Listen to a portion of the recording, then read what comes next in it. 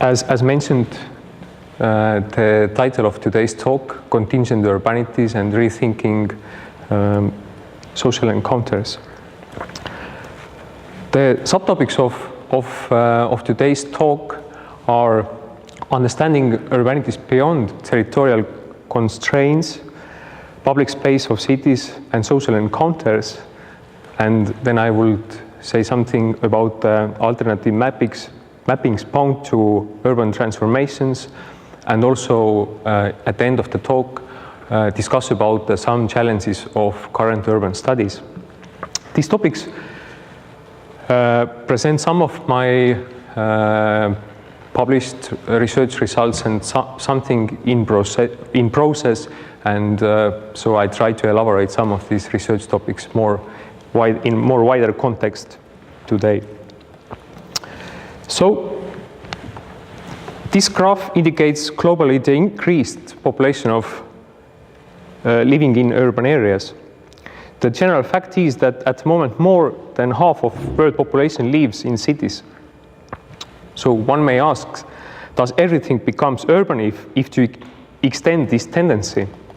However, this graph tells very little about effects of urbanization on local scale, including people and urban neighborhoods. For example, much more rapid urbanization takes place in cities of China and Latin America compared to Europe. There is a challenge to analyze cities by overcoming territorial constraints in being able to integrate local particularities with wider socio-cultural phenomenon. Urbanity can be understood as multiple ways of being and becoming together. This refers back to the emergence of Greek city-polis with own forms of political life. According to Edward Soja, the geohistory of urbanization and urban can be approached through three waves of change: agricultural revolution, emergence of the Greek city-state, industrial revolution, and economies of flexible capitalism. In current studies, I like to define urban space according to the Dorem Massey, and she argues about urban space as dimension of multiplicity of duration, stories so far, and multiple trajectories of change. She argues about urban space, importance of places in the cities, and she stresses the ongoing event of places to keep spaces open for alternatives. And places in the cities affect people through ways of practicing the localities rather than abstract sense of belonging. And these kind of events can be wider turbulences of society and also encounters of everyday life. Urban studies are part of many interdisciplinary fields of social sciences, kind of attempts to redefine urban in other terms as just territories and spatial constraints. This was partly also reactionary against the positivist approaches. Here some influential books can be indicated. For example, David Harvey, Social Justice and the City, argues urbanism as a separate structure with its own set within larger forms of capitalism, urbanization of capital and consciousness. The important question was that how capital creates particular urban landscapes. Henry Lefebvre's influential book, Production of Space, was written broadly in humanist tradition of historical materialism. He provided an argumentation sketch intended to illuminate the present landscape, urban landscape, and its conjunctions with the critical account and the rise of the West that was particularly sensitive to modalities of violence that were involved in the formation and extension of capitalism inside Europe and outside Europe. The main argument was that abstract space of state and the economy colonizes through commodification and bureaucratization the concrete space of everyday life. Lefebvre hoped that student protests in Paris in 1968 and intervention of situationists create counter movements against these colonizations. Some of these ideas, Lefebvre ideas, have been developed further in critical postmodernist approaches in 1990s, for example, by Edward Soja. The ideas of Lefebvre can provide inspiration in understanding presence of revolutionary dimensions within urban spaces. Here on the photo is the situation about the street protest in Istanbul, where people got mobilized against the reconstruction plans of the public park of Kets into a supermarket. We can see the tendencies of commodification of everyday life and how these tendencies are encountered through protest and violent clashes. The planning visions and Taksim Square have become spaces of representations that bring together various claims for better life beyond ruination of the city park. Here we can see also association with wider right to the city movement. These claims and hopes for better life bring us to the utopias, which are often triggered by urban transformations. The turbulences evoke society of endings and multiple beginnings that question current values and forms of social ordering. The fall of Berlin Wall indicated emptiness of some enforced ideologies, and this event opened multiple trajectories of change.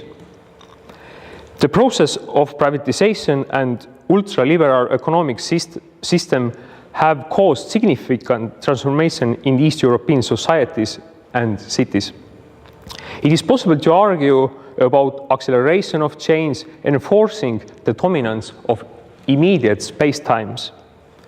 These tendencies have diminished role of utopias, which according to Zygmunt Bauman can be considered as a principle of hopes and as orientation, not a destination. The new semi-public spaces of shopping malls, rapid increase of car mobility, urban sprawl, privatization of strategic services and land, and various forms of gentrification in the urban areas. These are some characteristics that describe general post-socialist changes in many cities of Eastern Europe.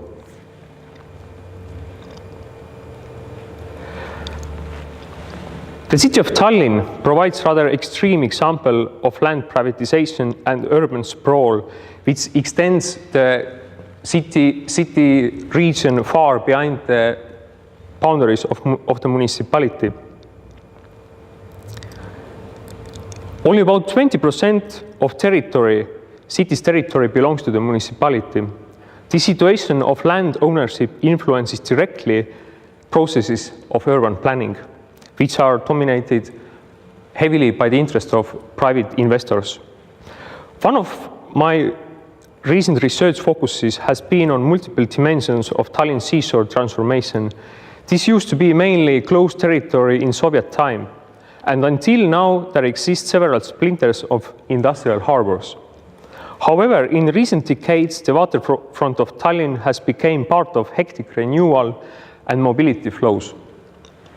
This photo illustrates a civil initiative of the neighborhood community which established unofficial beach on the privatized land. There are delineated soft boundaries of planned volumes of apartment buildings close to the waterline. Simplified map was created visualizing becoming reality according to the detailed plans. The present condition and access to the water was made visible through simple furniture and collective practices of cleaning environment and celebrating. The initiative mobilized public for the discussions about spatial plans which are brought to the court as well. The study indicates that the individualized attitudes are undergoing a shift towards awareness and multifaceted public interests. The architectural knowledge of few activists and dimensions of dwelling appeared as important source for wider urban neighborhood in learning the city. The forums and fields of experience in the planning got partly extended. However, there remains question how to integrate this kind of tactical events with the strategic lines of city plans.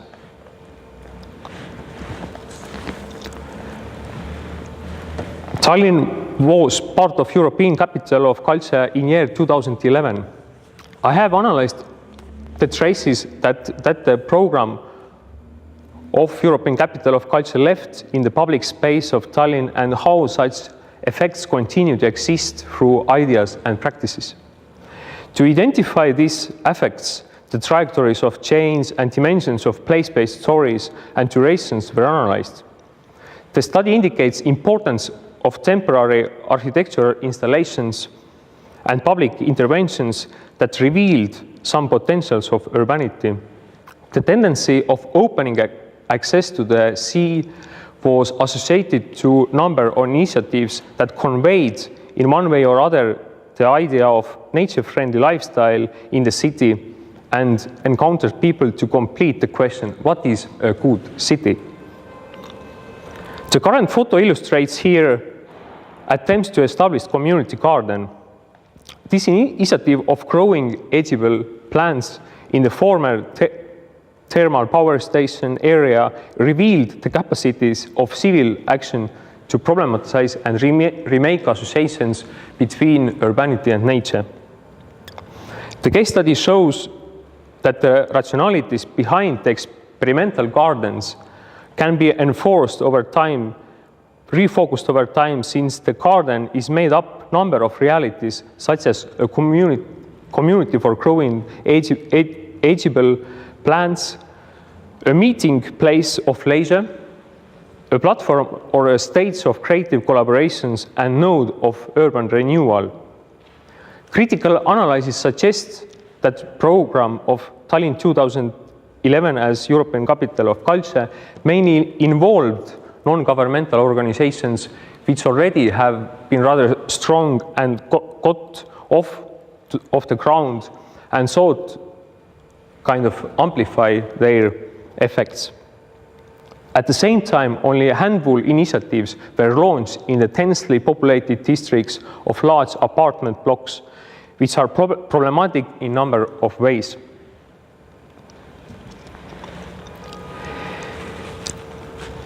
The issues related to the modernistic blockhouse residential areas, which are widespread in post-socialist cities and beyond. For example, also cities in former East Europe, Leipzig and other towns are kind of struggling with their empty blockhouse areas because there has been a decline of job places and outflow of people. The district of Lasnamäe, which is photo here, in Tallinn provides dwelling place for about 100,000 inhabitants, and about 60% from these people are Russian-speaking. The Lasnamäe presents ideals of Le Corbusier living machine, with multiplied structures, equality, and separations of functions. Some of these qualities of space are nowadays highly questioned. Although the primary study indicates that social groups can be diverse, they can have diverse expectation in renewal of these kind of housing districts. Some problems of Lasnamäe are particularly connected to the blankness of semi-public space and parked car occupied semi-public spaces as well, and also lack of services integrated to the street life. The exhibition of Estonian Architecture Union provides several visions towards renewal of Lasnamäe. Main line of proposed visions is to rebuild with partial demolition and regenerate space between the blockhouses in the form of surrounded yards and rooftop gardens. These tendencies have some associations with the garden city movement from 1930s. For example, here on the second photo is presented a solution called yard constructor, which would enable for each house cooperative to create suitable space in between buildings. These settings can encourage creativity of people, inhabitants, and fuse some boundaries between private and public spheres. However, this kind of visioning interventions should integrate stories of inhabitants and multiple encounters of everyday life in further elaborations.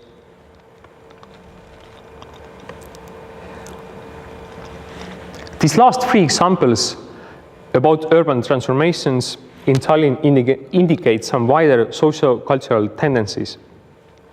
Firstly, rethinking of urbanity through ages and temporality provide fresh perspectives, bringing up alternatives for domination of rigid specification in spatial design. This aspect is important for finding solution for shrinking cities in Europe and Northern America. For example, nowadays, city of Detroit is struggling to avoid bankruptcy of the municipality. Secondly, there appeared tactic and strategic temporality in renewal of urban spaces, which is not always transparent for the public. The coexistence of temporalities in a place is important character of urban spaces, and civil activism can add additional layers to this coexistence.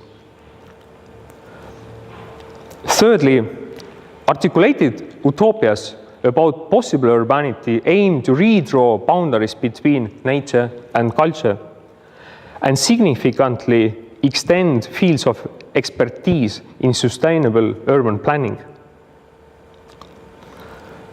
Here can be also argued that ecological constraints push to rethink some privatized utopias, for example, in Dubai, which are highly based on oil resource capital.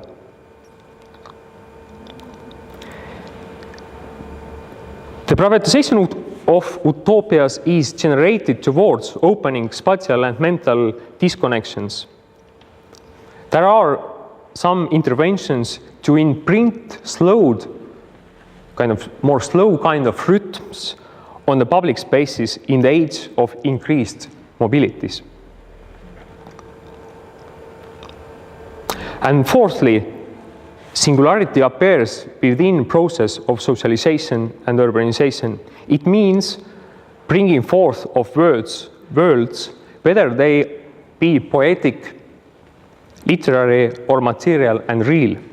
This last argument refers to approaches of Peter Sloterdijk in analyzing multiple spheres of globalization. According to Sloterdijk, previous metaphysical and terrestrial globes are replaced by the global forms and bubbles, which are mainly affairs of designers and architects.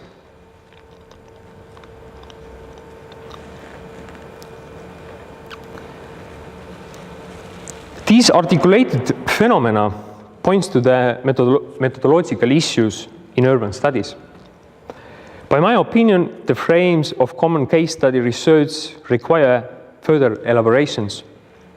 Here, ethnomethodology contributes to analyze the register and expressions of transforming urban spaces. This approach uses thick description of social chains to understand multi-layered contextual cultural practices and changing meanings. I have elaborated in my studies approach of cosmopolitics argued by Latour and Stengers, which questions democratic distribution of expertise. As Latour argues that the broadening expertise integrates also potential properties of matter, this opens up a cosmos that protects against too early premature closure of politics, as well as politics against too early closure of cosmos. According to this perspective, technologies of participation and other non-human entities are admitted into the hybrid forums, what counts as urbanities. Here situated knowledge and dispersed cognition within civil activism require further analysis.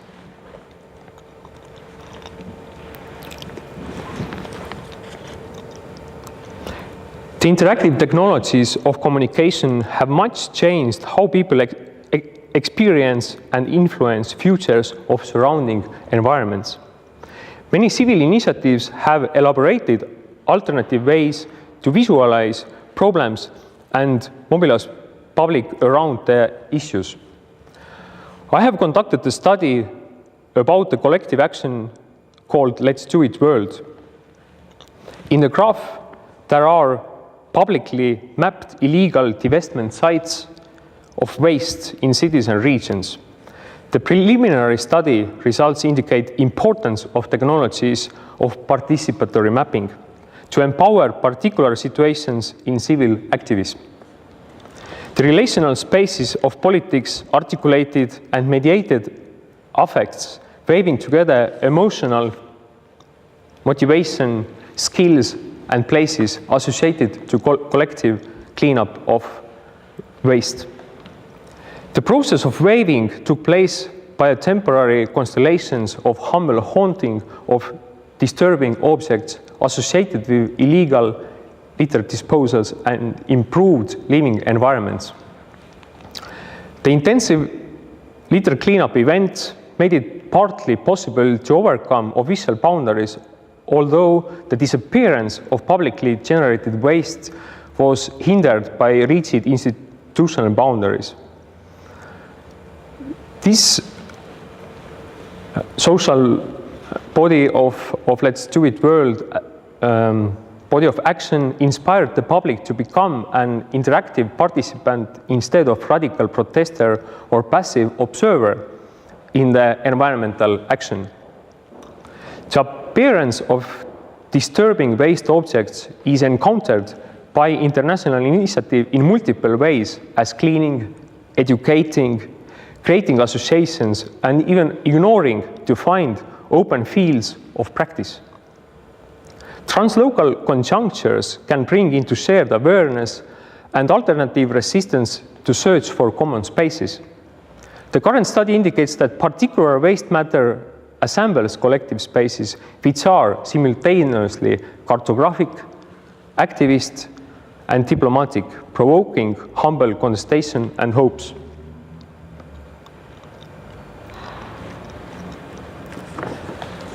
To conclude the talk, I would like to articulate some challenges, what seems to be important in the field of urban studies. Firstly, to make multiple space-times and realities of urbanity visible in the wider process of socio-cultural transformation. The contextualized case studies contribute to the comparative urbanism that emphasize the importance of local cultures and singularities for understanding social ordering. Here, for example, is the challenge bringing together post-socialist and post-colonial approaches for analyzing urban worlds and related self-organizing system of dwelling, which can indicate complicated relations between order and chaos. Secondly, elaborations of qualitative methodologies would enable to understand movements and vernacular knowledge related to urban phenomena. Here I see potential of more than representational approaches incorporating multiple registers of spaces, politics, and cultural affects. Thirdly, rethinking relations or assemblages involving art, science, and local economies can valorize some aspect of creative urban worlds. for example, in the context of changing kind of basic natures of work and leisure time nowadays. Fourthly, critical interventions of urban studies that simultaneously are inclusive and enable to question possible solutions. The practical solutions can be provided in spatial planning process or for spatial planning process, but this could not limit the scope of topics and critical approaches. Thank you for your attention. I'll get back to you. Thank you very much. Any questions? Yeah, Vladimir German. May I ask you to summarize your major research results in 3 or 4 sentences, which might be understandable even for non-experts in urban studies? Mm-hmm.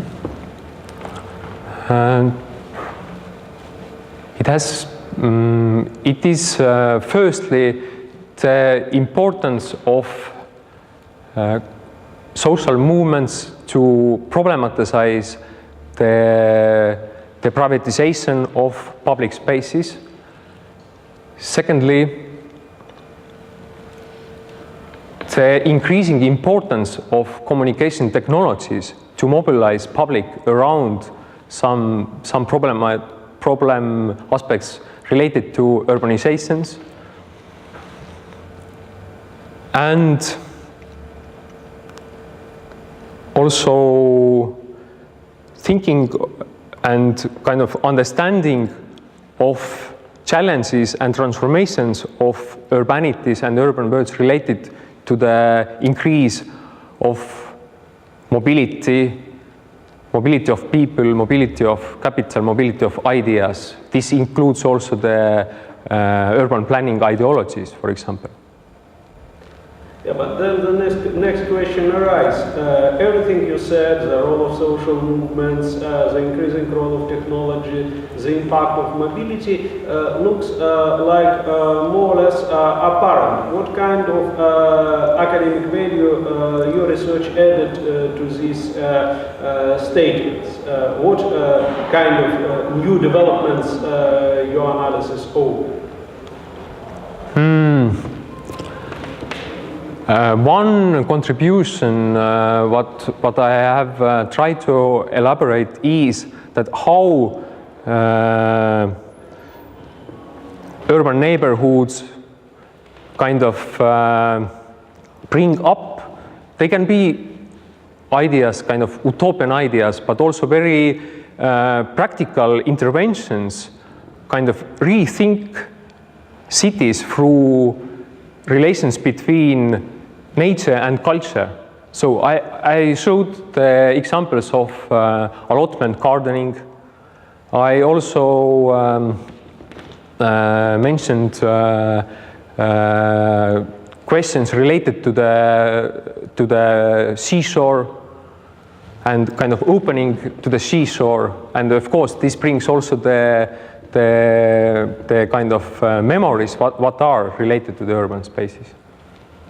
Okay, you know that the position in urban studies implies that the person who will be hired for this job should be not only able to teach or do research, but also can provide some kind of policy relevant knowledge. Mm-hmm. Imagine that one day St. Petersburg city administration will order some sort of research, what to do with old industrial zones in the city, which are very large in area, but by and large misused, became a rust belt of the city. What kind of advice would you provide for the city government? Thank you for the question. It's very challenging because these empty industrial areas, this is the widespread problems of many cities. And what also one example about the developments in Tallinn has indicated that when there started economic crisis, this actually turned upside downs of previous plans of regeneration of some industrial areas. And people, kind of, also private investors, were pushed to rethink their very ambitious plans, and they kept largely this kind of shabby old environment, and kind of step by step kind of invited people to make small changes there. For example, people moved in, they rebuilt their office space, and of course one strategy which has been much used also in, for example, in Germany, in England, is also to bring cultural activities to these previous industrial areas. One very one strategy or tactics has been successful also to integrate this kind of second-hand aspects. It can be the second-hand markets. It can be the kind of market to exchange of old vinyl CDs or LPs.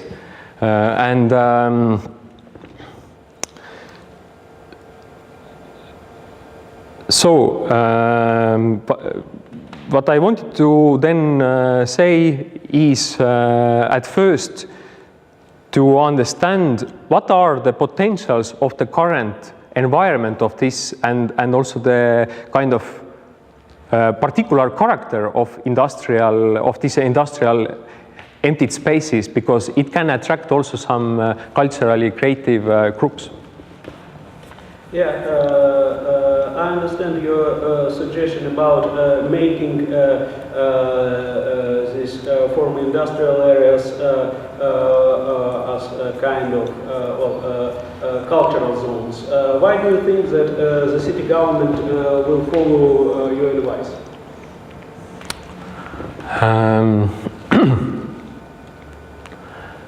So actually, I don't want them to put to follow. No. But if you suggest something, then you expect that your advice will be taken seriously. What are the reasons for the city government to do what you exactly suggest? How you would argue? Imagine that yes. I'm chair of the city assembly committee or deputy governor and the like. You have to persuade. The one argument is that that to start with small interventions, which doesn't require so much investments. And in one way, this is also enables to experiment with the solutions, because when there in the beginning already to suggest to demolish these shabby post-industrial houses, then this character is lost. And so to start with the small interventions, for example, of cultural activities, and also to map the surrounding area, how these kind of spatial splinters of industrial areas can be opened up to the wider urban space. So there is needed also in that sense kind of, and some small interventions can show this these ways as well. And what about the Tallinn? It was also the one example that was to include people living around these industrial areas, what they think, what they would like to see in their neighborhood. But of course, this can bring some ideas to discuss as well. Can you say more about this research you mentioned, the one reflected in your map? Because you said that you did some research and then you showed the map of waste. Yes. And I didn't figure out what was the actual research. So I put the map maybe, or not needed. So it's the research was about social this collective movement of kind of assembling assembling collective related to this illegal waste issues. And what was kind of provocative for me that how this started from the very small initiative in the 2008. Some people kind of realized that this is the problem, and local municipality who is responsible, they are not doing so much about it, and they kind of elaborated the technologies and kind of mobilized public. And it was and there was idea to actually somehow this case study to elaborate further with these more than representational approaches. And the very wide argumentation was that how this kind of social activism kind of evolves through the spaces of visualization, embodiment, and circulation. So so it was the argument, kind of bring these spaces of visualization, spaces of embodiment, and spaces of circulation together. So what you did is you put together some kind of network of people who are occupied with these issues, legal waste? That as well. And also I by myself also participated in this initiative, not as a kind of organizing, but just as a person coming out to pick also waste. So it was kind of there were elements of participatory observation in these research methods as well. But to be honest, I have been struggling with kind of to make of these methodologies kind of very coherent.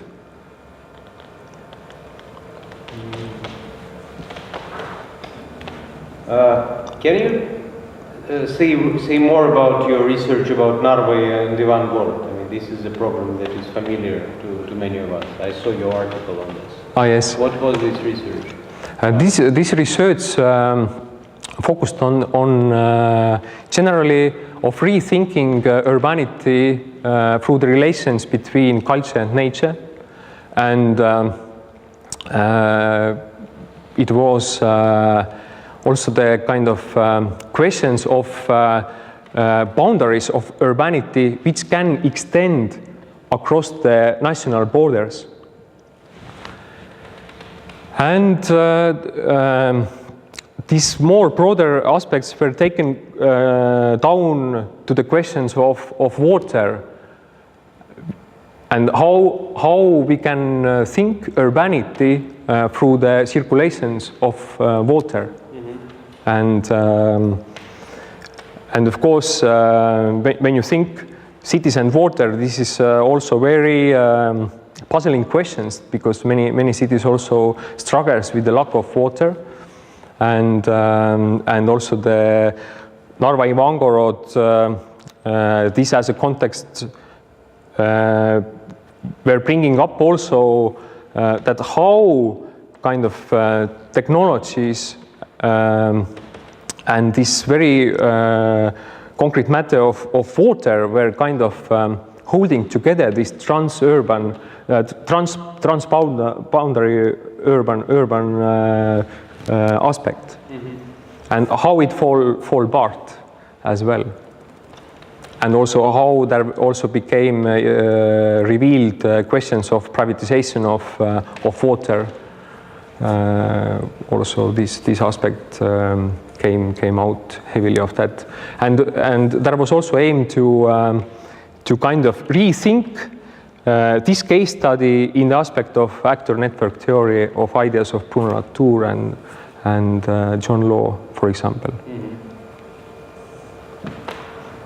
So was this research ordered by Narva city? Or no, it was not. No, it was just your initiative? Yes, it was.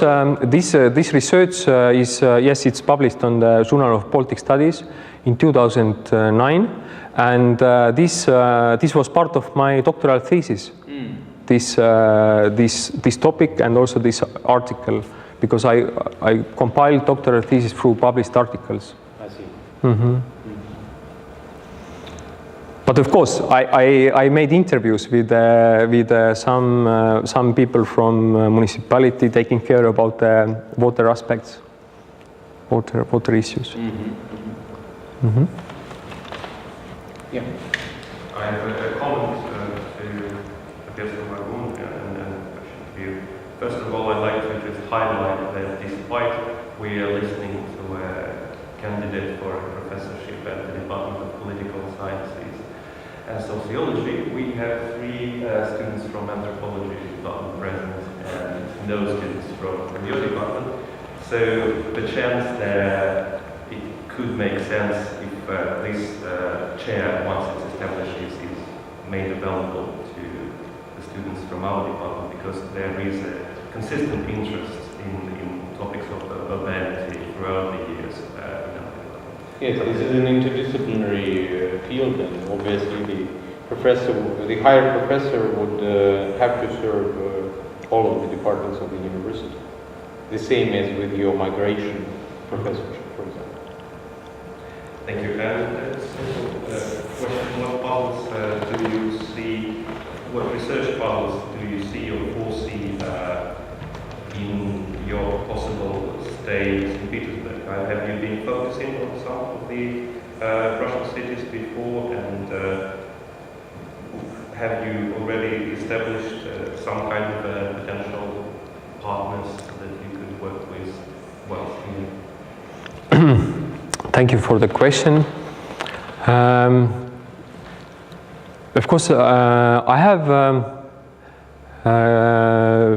considered the aspect of post-socialist urban change in the wider terms.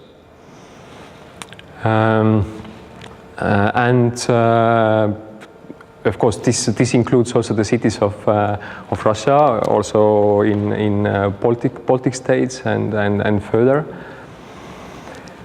And more concrete study about the Russian cities I have done about what I explained, Narva Ivangorod. And then your question about the St. Petersburg. So it's, of course, I find St. Petersburg as a very kind of challenging to rethink some approaches and tendencies to understanding post-socialist urban transformations. For example, as an example of this residential block areas, this extends, of course, it's not only question in Tallinn what I intend, but I assume that this is also the questioned aspect here.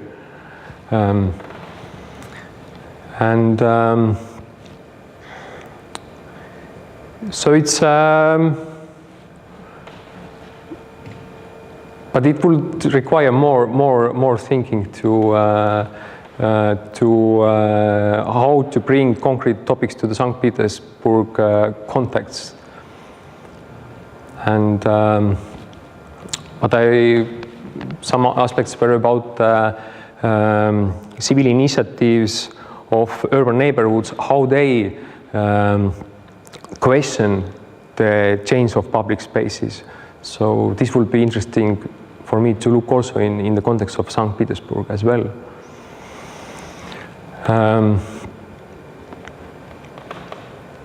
And very important questions, I think, which is also what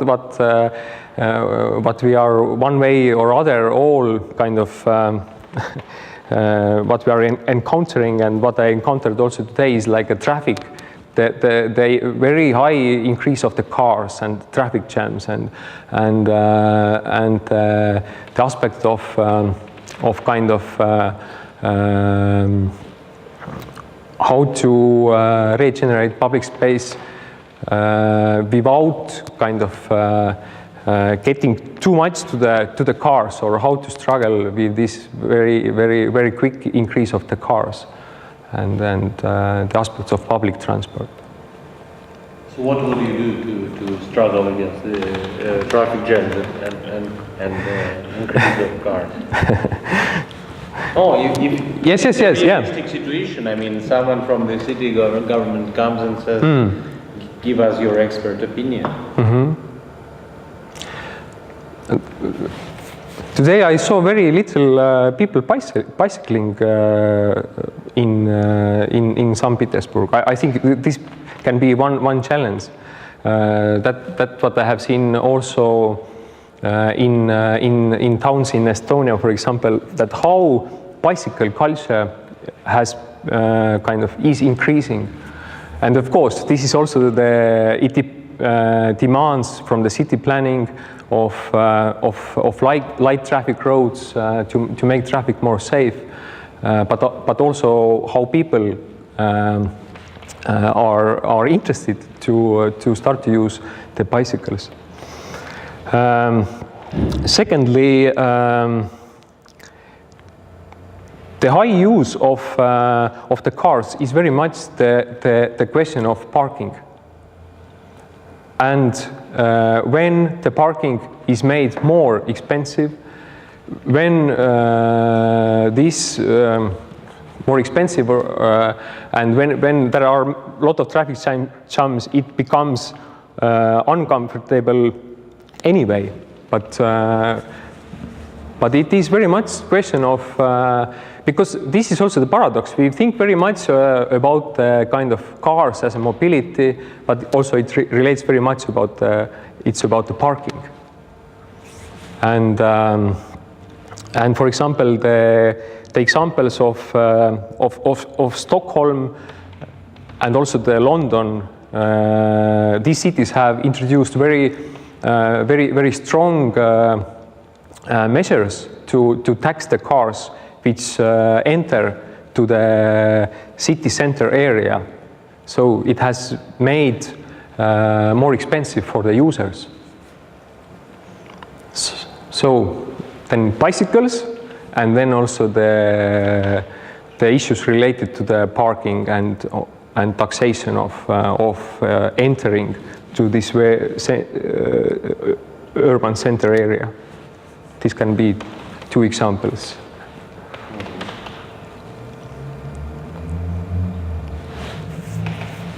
Any other questions? Yeah. Thank you so much for your presentation. I would be very interested in your Estonian background. And particularly, I'm interested in this issue of role of Estonian social theory in some kind of advancement of urban theory. Mm-hmm. For example, as far as I know from my conversation with Professor Mark Godina, he is one of the leading authorities in the field of urban semiotics. Can you repeat the name, sorry? Mark Godina. Mark Godina, yes. And he mentioned the work of Yuri Lotman. And for me, as a historian working on the issue of transformation of urban space as well, this name is very important for a kind of semiotically based analysis of transformation of urban space.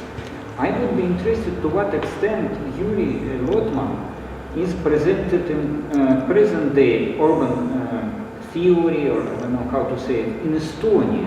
maybe in teaching. As far as I know, he was a professor in Tartu. So is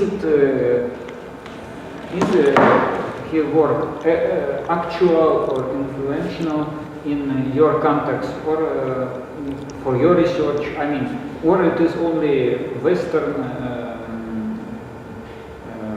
social and urban theory is influential and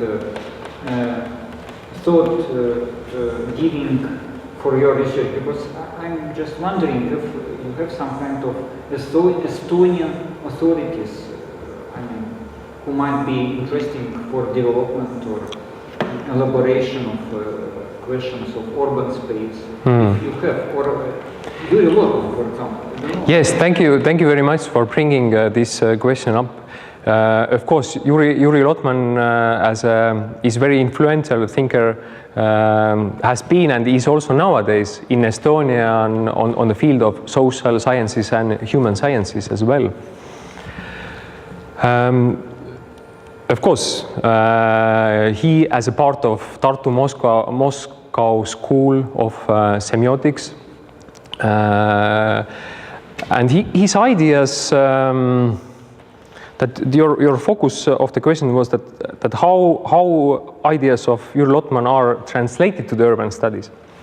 I think it's there are some attempts of that to and particularly to think the space-time of urbanity, spatio-temporal dimensions of urban changes, and his concept of semiosphere is very broad, and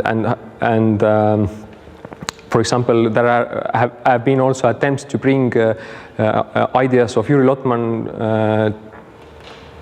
together with the Bakhtin ideas of analyzing spatio-temporality of urban changes. Space-times, just multiple space-times. Yes. It's based partly on these ideas of chronotope. Chronotope, yes. It's so there are, for example, there is one young doctoral student of Tartu University. I know that his focus is on urban studies and bringing Lotman ideas to urban studies as well. And just to add, at the moment, the research department where I am, the Center of Landscape and Culture, is part of Center of Excellence of Cultural Theory, which integrates several disciplines and also the semioticians, and so this has been also the one way kind of communicate with them, and maybe it shifts a bit away from urban studies. Is also the biosemiotics, which is very strong at the Tartu University, and the ideas of Lotmans have brought to the biosemiotics as well. Yeah. Maybe it is important for a study of landscape, because this water landscape or some kind of garden landscape is quite closely connected with biospheric dimension. Yes. But to kind of stress that the ideas of Lotman are very alive, and but in the urban studies they are slowly kind of translated into that.